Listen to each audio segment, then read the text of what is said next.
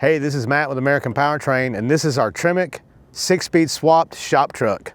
If you want to learn how to do a 5 or 6-speed swap on a GMT800, check out this video.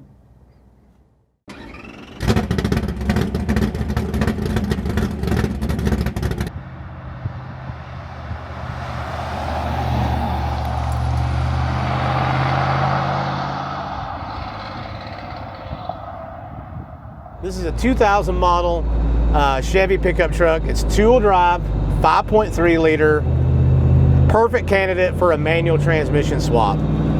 So we ripped the factory automatic out of this truck and we put in a TREMEC Magnum 6-speed. Some of these trucks came with a manual transmission from the factory, and we were able to use that kind of the factory little stamping in there in the tunnel, and we punched the hole through that, and the transmission shifter comes right through that factory location to give you a stock look. It looks really nice in the truck. We also have an adjustable cross member to let you get your driveline angles adjusted in, especially if you got a lowered pickup truck. But the key to this swap is that we have a Malwood hydraulic clutch pedal. We worked with Malwood on getting these developed for this truck, and now you can just bolt in the pedal.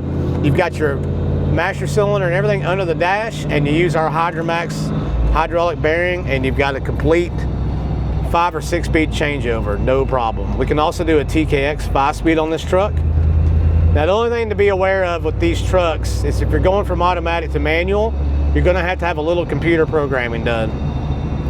If you got somebody around that can do HB tuners, or a shop that can do some HB tuners programming, it just takes a few minutes. They plug it in, they change a few parameters, and you're on the road again, because these trucks will go into limp home mode pretty easily if you don't make the adjustment.